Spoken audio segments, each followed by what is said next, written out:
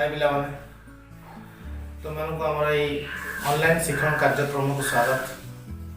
आज आम ज्यामितिर मौलिक धारणा विषय पढ़ा तेणु भिडियो शेष पर्यटन देखा तेज आम जो बेसिक कनसेप्ट अच्छी बुझीपर। ताले आसतु आरंभ करवा आज शिक्षण कार्यक्रम ज्यामितिर मौलिक धारणा।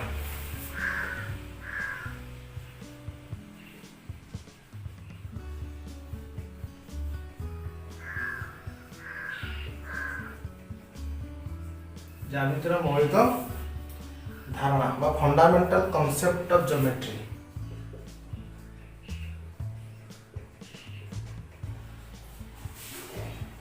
फंडामेंटल कॉन्सेप्ट ऑफ ज्योमेट्री एठो आसला कथा ज्योमेट्री। ज्योमेट्री ज्योमेट्री शब्दटी दुईटी ग्रीक शब्द जिओ और मेट्रॉन शब्द रु आसी। जिओ है ना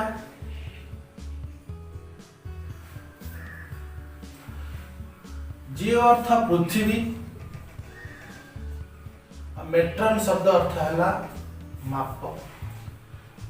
तो पृथ्वीर माप आम जहाँ कहे ज्यामिति, जा अर्थ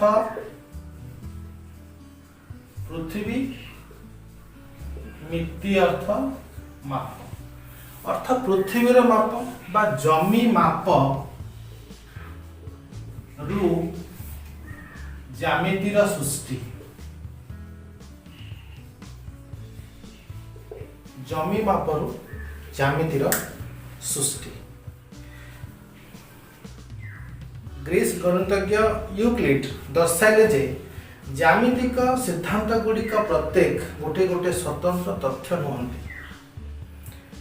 अल्प केते गुड़े तथ्य को स्वीकार करागले बाकी समस्त ज्यामितिक सिद्धांत यही स्वीकृत बा कार्य गुड़िकर परिणाम बोली तथ्य माध्यम प्रतिपादन करा जाय पारिबो। अर्थ ज्यामितिर अनेक गुड़े जिनस अच्छी जहाँ को आम सीधा सड़क प्रमाण करें केते गुड़े तथ्य को आम ग्रहण करवा स्वीकार करवा तेबे अन्य गुड़ी तथ्य गुड़ी को आम सहजरे प्रमाण करें। तेणु यूक्लिड को ज्यामितिर जनक बोली कहा जाए। यूक्लिड ज्यामितिर जनक कहा जाए।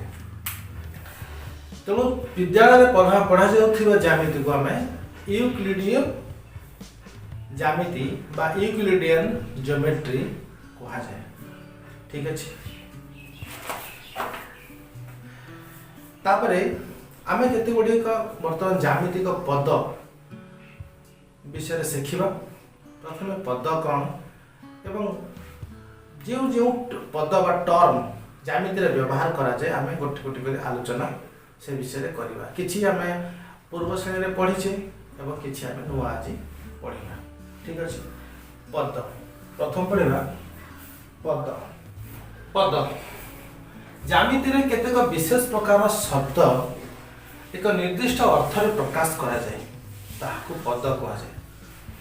आम ज्यामिति पढ़ुचे माने केतेक स्वतंत्र पद विषय आमको पढ़ा पड़े से जेपरिक सब किए किए जेपरिक बिंदु, सरल रेखा,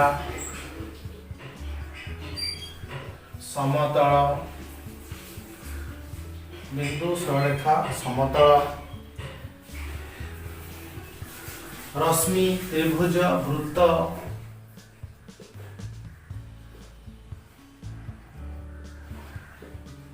रश्मि, त्रिभुज, वृत्त आदि ज्यामितिक शास्त्र गोटे गोटे पद अटंती। आदि ज्यामितिक शास्त्र गोटे गोटे पद अटंती। बुझे आहुरी मध्य कहुपर रेखाखंड आसो आहरी अनेक पद अच्छे मु केतोटी पद मात्र लिखी तापर पढ़ा संज्ञा विहीन पद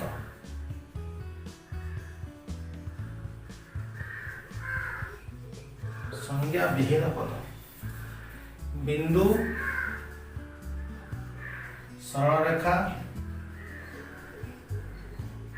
ओ समतल यही तीनोटी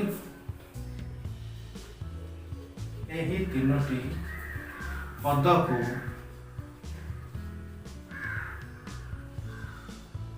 संज्ञा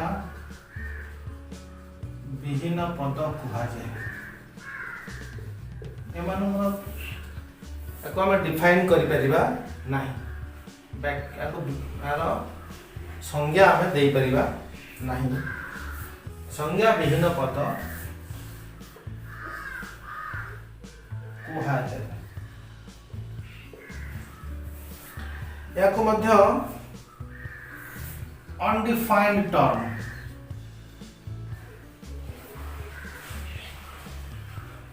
कहुए अनडिफाइंड टर्म कहुए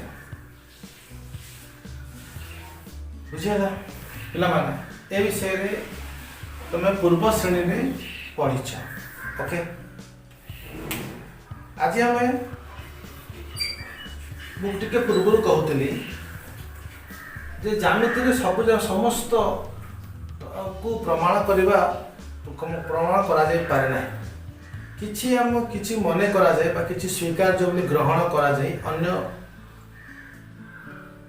तथ्य गुड़ी को प्रमाण करा जाय थाए तो से आम क्यों कौ जिन को स्वीकार कर शिखा स्वीकार्य बोली कहुए तो स्वीकार्य वन सरलरेखा बिंदु मानकर समाहार बा सेट अटे आम आगु जाने यह गोटे सरलरेखा ए बी सरलरेखा बोली कहुए या भितर कौन अच्छी ना असंख्य बिंदु मानकर समाहार सेट जो सरलरेखाटी गठित असंख्य बिंदु आम निर्णय कर तो आम आज्यूम करुचे बा स्वीकार करुचे जे सरलरेखा माने होउछन्ते असंख्य बिंदु मानकर समाहार बा सेट ठीक अच्छे स्वीकार्य दुईटी पृथक बिंदु को धारण करुवा केवल मात्र गोटे सरलरेखा अवस्थित दीटा पृथक बिंदु ये गोटे बिंदु एटा मानकर ए बिंदु एटा बी बिंदु याको धारण करुवा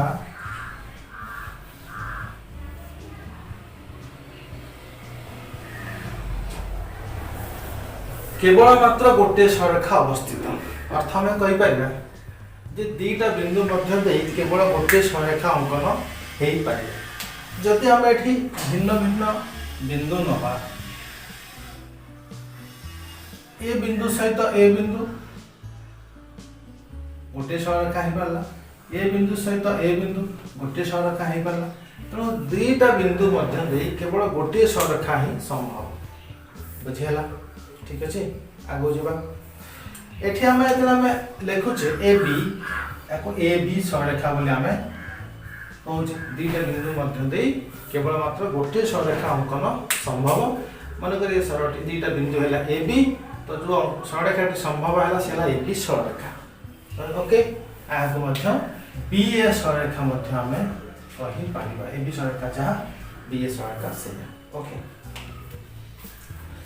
तापर पढ़ा एक रैखिक सरल रैखिक बिंदु बा एक रेखी बिंदु बा कोलिनियर पॉइंट्स का कहे तीन बा ततोधिक संख्यक बिंदु जदि गोटे सरलरेखा अवस्थित हुवंती तेबे सेमानकु सरल रैखिक बिंदु बा एक रेखी बिंदु बा कोलिनियर पॉइंट्स कहा तीनोटी बिंदु एला ए बिंदु बी बिंदु सी बिंदु तीनोटी बिंदु जदि एक सरलरेखा रहती बा गोटे रेखा उपरे तीनोटी बिंदु तीनोटी बिंदु एक सरलरेखा उपरे रहती तेबे आम ए तीनोटी बिंदु को कौन कहवा ना एक रेखी बिंदु बा सररेख ए बी और सी बिंदु को आम कौन कहू ना सरल रैखिक बिंदु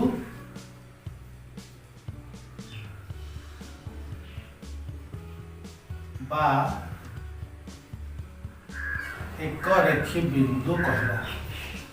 ठीक है कौन कहवा सररेख बिंदु बा एक रेखी बिंदु। ओके एठारे ए बी सी बिंदु को सररेख बिंदु बा एक रेखी बिंदु कहा जाए। तापर देखिबा नैक रेखी बिंदु बा अण सररैखिक बिंदु बा नॉन कोलिनियर पॉइंट्स एमाने कौन का कहते ना जो सब बिंदु एक सररेखा न थांती सेमानको नैक रेख बिंदु बा अण सररैखिक बिंदु कहा जाए। आम या पूर्व टिके पूर्व पढ़ी जे ए और बी दुईटी सररेखा पर दुईटी बिंदु जदि एठी अन्य गोटे बिंदु सी बिंदु हुए तेबे ए बी सी तीनोटी एक सररैखिक बिंदु अटंती। ए बी और सी एक रेखीय बिंदु बा सरल रैखिक बिंदु अटंती। जदि अन्य बिंदु मान विचार करा जीवो जहाँकि मनकर ई बिंदु एफ बिंदु जी बिंदु एमाने एक सररेखा नहीं तेणु यही बिंदु मान को कह एमाने होचंती नैक रेखी बिंदु। ई एफ जी बिंदु एक सररेखा नहांती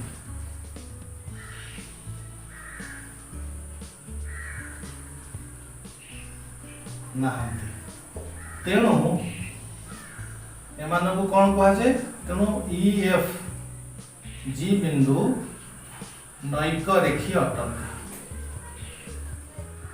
नैक रेखी बिंदु अटंती।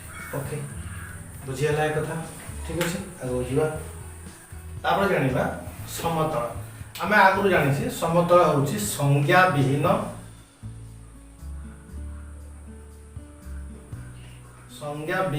पद। ये गोटे स्वीकार्य आसुची कौन समतल बिंदु मानकर सेट। ये ब्लैकबोर्ड पृष्ठ चट्टाण बहिर पृष्ठ कांथर पृष्ठ ये समस्ते होचंदी गोटे गोटे समतल। याको आम देखिए समतल धारणा आम आसुची ठीक अच्छे। तो ये समस्त पृष्ठ ये ब्लैकबोर्ड हो ये पृष्ठ चट्टाण हो कि बहिर खातार ऊपर पृष्ठा हो ये समस्त होचंदी गोटे गोटे समतल एवं ये समतल रे अनेक बिंदु अच्छी। ये समस्त बिंदु मान को नहीं ये समतलटी गठित आमको धरी ना पड़ो स्वीकार करने को पड़ो ठीक अच्छे आगे जावा।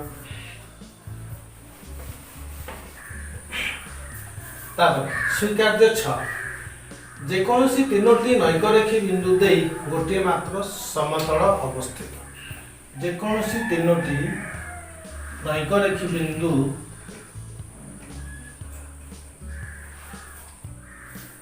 दे गोटे मात्र समतल अवस्थित अर्थात सर्वनिम्न समतल पाई तीनोटी बिंदु आवश्यक। एवं समतल नाम कला बेले कौन केमिति ना करूँ ना ए बी सी समतल तीनोटी बिंदुर नाम को लेकिन समतल नामकरण करा जाई थाए। ओके बुझिया तापर स्वीकार्य 5 एक समतलस्थ दुई पृथक बिंदु को धारण करुवा सररेखा उक्त समतल अवस्थित। ये ब्लैकबोर्ड होची गोटे व्हाइट बोर्ड होची गोटे समतल आदि दीटा बिंदु अच्छे ए बिंदु और बी बिंदु। ए दुई पृथक बिंदु धारण करुवा सररेखा ए जो सररेखाटी है ए बी सररेखा उक्त समतल ऊपर ही अवस्थित। बर्तमान ए बी सररेखा की यही समतल ऊपर अवस्थित अच्छे मन कर समतल को कह समतल ना है पी समतल ना है पी ताले एबी सरलरेखा पी समतल ऊपर अवस्थित पी समतल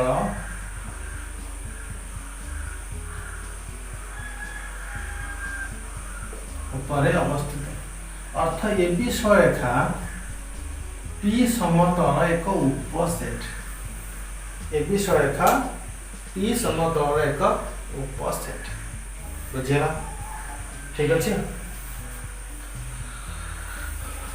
पे आशा कर आज शिक्षण कार्य तुम मानक भल लगी जो बेसिक कॉन्सेप्ट आम आज शिखिले या भल कि बुझार अच्छी तुम मैंने आशा कर तुम भल कि बुझीपार धन्यवाद।